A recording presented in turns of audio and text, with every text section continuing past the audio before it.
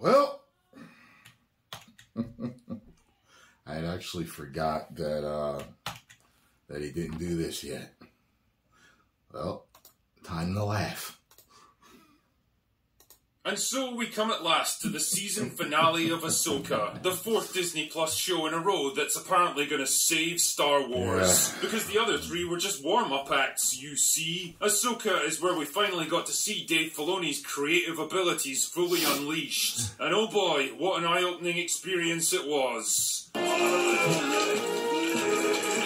If I had to sum up Ahsoka in just one sentence, I'd say it's a show of missed opportunities. Just like its main villain, it was given every resource and advantage it could possibly ask for, and should have pulled off an easy win, but somehow managed to squander every single one with absolutely zero impact, and yet still smugly acted as if it had come out on top. To tell you the truth, it looked like they put a lot of time and work into this, and I am surprised. The time, money, and work into this. And I am surprised that it wasn't a lot better. Like, I expected this to be as good or better than the first and second season of The Mandalorian, but it wasn't. It was a little above average for me, which isn't, you know, saying much. You know, you really want to rave about a series. You know what I mean? So fold your arms and paste a blank expression onto your face, because we're going in hard and fast with this one. The basic plotline should be familiar to anyone that watched my previous video, but here goes anyway. Ahsoka is on the tail of a witch named Morgan who plans to use a magical bullshit MacGuffin map to travel to another galaxy using the Eye of Sauron and bring back Grand Admiral Thrawn, who's been stranded there for the past 10 years after the events of Star Wars Rebels. Along the way, she hooks up with a block of wood known as Sabine, who also wants to go to the other galaxy so that she can rescue Ezra Bridger, who got stranded there along with Thrawn. Don't worry though, he's less of a character with his own unique drives and motivations, and more like a piece of furniture that everyone fights over. Oh yeah, and Hera's also there because she was a character in Rebels. Anyway, it all goes wrong when Sabine gives the magical bullshit map to Morgan, and Ahsoka gets her ass kicked by one of the only interesting characters in the entire show. Right. But that's okay, because she then teleports to a magical get-out-of-jail-free card invented by Dave Filoni and has a hallucination of Anakin. Remember Anakin? Oh, I hate you. Or maybe he's a Force ghost. I've or a fragment never of seen Anakin's that clip consciousness. Or Ahsoka's memory of him conjured up by her subconscious mind to try to save her life. I don't really know, and I'm willing to bet that Dave Filoni doesn't know either. It's all down to interpretation, you see. The important thing I learned from that whole episode is that it's better to choose to be alive than dead. Also, remember Anakin. Anyway, so then Ahsoka hitches a ride on a giant space whale that takes her across intergalactic space to the exact planet where Thrawn is stranded, because apparently these things travel there on a regular basis.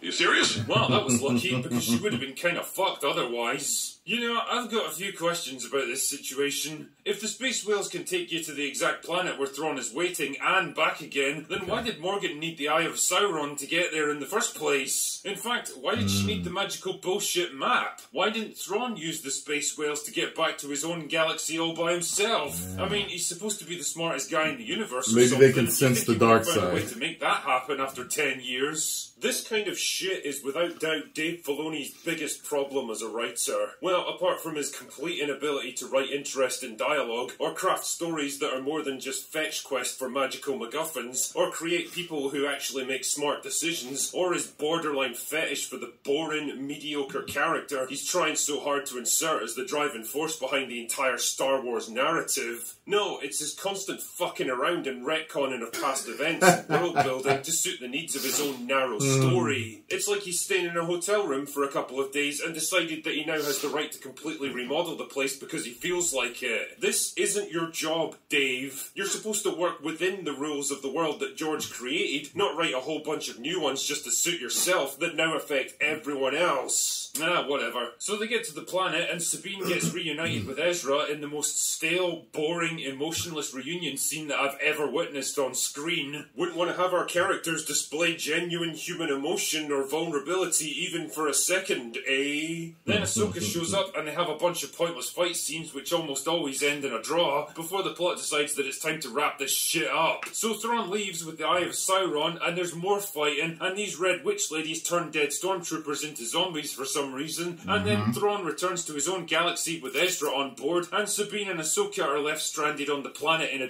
felt like the zombies were a good and a bad idea all at the same time. You know what I mean? different galaxy. Because I guess they just kind of forgot that they can hitch a ride on the next pod of space whales that show up. Oh, and Balin teleports into Lord of the Rings so that he can stare at Mount Doom for a while, and the series ends with a final shot of Force Ghost Anakin. Remember Anakin. Actually, I prefer to imagine that it's really just Hayden Christensen smirking about the whole thing, because he knows that every time Disney makes another shitty Star Wars show, the prequel trilogy goes up just a little bit higher in everyone's collective memory. I don't like sand.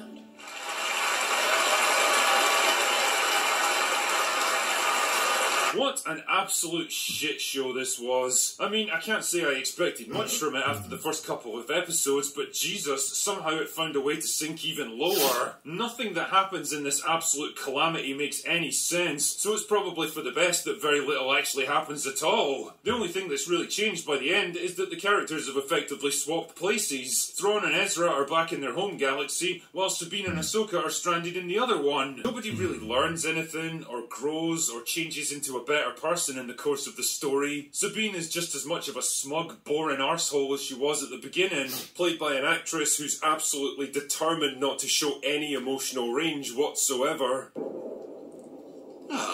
Smug mode. Ahsoka is the same bland, humourless, charmless non-entity who walks around extremely slowly, crosses her arms occasionally, and stares at things with great deliberation, only to spout the most simplistic and obvious dialogue that would make a 12-year-old fanfiction writer cringe. She supposedly goes through some kind of spiritual reawakening about the midpoint of the season, but really the only change that comes about is that she's dressed in different clothes afterwards. Fucking hell, remember when character development was a thing? Ezra barely even qualifies as a character. He's just there to do whatever the others tell him to. He happily goes along with every plan, has absolutely no agency or independent thoughts, and never questions anything. In other words, he's a perfect male hero for any modern Disney Star Wars production. Damn man, I can't imagine how crushingly disappointing it must have been for Rebels fans to finally see Ezra and Sabine reunited after 10 years, and all they get is, "Hey, how's it going?" This is not how human beings are supposed to act. And the thing is, there's a ton of stuff you could have done with these characters if you were a half-decent writer. Ahsoka could have been genuinely tempted by the power of the dark side, just like her former master, struggling to keep anger and vengeance from getting the better of her, especially after losing a battle against Balin and almost dying in the process. Or maybe she's getting older now, and she's very conscious that she's no longer a Jedi at her full potential, but she has to rally herself to go on this one last desperate mission. It would also help to explain why she's so fucking slow during the fight scenes. I mean, it's not exactly original, but it's something at least. See, I said something about the speed of the lightsaber fights. I said something about that. There was a dynamic, powerful elegance that the prequel series, the prequel trilogy had in their lightsaber fights. And it hasn't been beaten yet. It hasn't been beaten yet. So, you know, the best lightsaber fights other than that are, you know, Luke and Vader and Empire Strikes Back and Return of the Jedi, stuff like that. That's it. Like, Lord. Sabine could have been a hot-headed... Like I said, I don't know if it's that lack of training or training time, because from what I understand, they had a pretty good amount of time to train with lightsabers, especially for Revenge of the Sith. And they, of course, they wanted to put on the best, you know, lightsaber fight of all time, which it pretty much was, you know. And the other best one is Duel of Fates, is, you know, Darth Maul versus, you know, Qui-Gon and Obi-Wan. But anyway, so... Shit, even Yoda versus Dooku was better than a lot of the stuff. Yeah, now that I'm just starting to think, you know what I mean? Anyway, so, yeah, it's missing something. They're too slow. Either they didn't practice long enough, or they don't have the ability to do it fast enough to make it something that, you know, it looks more like, a rehearsed dance more than, having some oomph behind it. Impulsive wildcard who tries to do everything by herself and fails disastrously, and slowly has to learn to trust and cooperate with others. The show gives us little hints of this kind of character with dialogue, but then it shows us the exact opposite, and it creates this weird disconnect. Ezra could have been a driven, intense warrior after spending 10 years fighting to survive on a hostile planet. He might even have been angry that Sabine risked the fate of the entire galaxy just to come after him, when he literally sacrificed everything to stop Thrawn once already. I mean, God forbid you have a male character that shows just a tiny bit of backbone. On that subject, actually, it's nice to see the classic Disney two-tier morality system at play in this show. Like, Sabine literally gives up the only thing that could stop Thrawn from returning and launching a genocidal war against the entire galaxy, all to save one man that she personally cares about. It wouldn't be particularly hard to argue that her actions were morally reprehensible, and every subsequent death in the Star Wars universe is completely her responsibility, but she's never once called out on her selfish bullshit. It's just totally hand-waved away as a justified and completely acceptable decision. Or how about when Hera disobeys direct orders from superior officers and launches an unsanctioned mission into enemy territory that gets several people killed, and then falsifies official instructions to cover her own arse? And you protected the New Republic by ignoring direct orders. No, I protected the New Republic by ignoring you.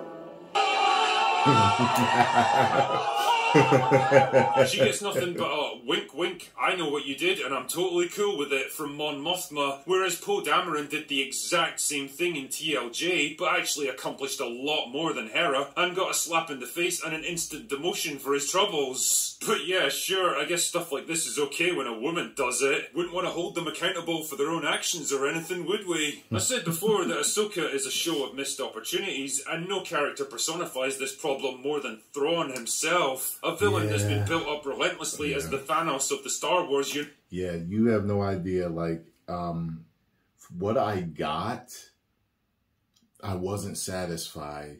However, I was intrigued and I liked. But from everything, all these years of what I hear about Thrawn, and then I see this, it's like, all right, guys, well, I mean, I didn't see anything that makes him so, oh my God, it's Thrawn. You know what I mean?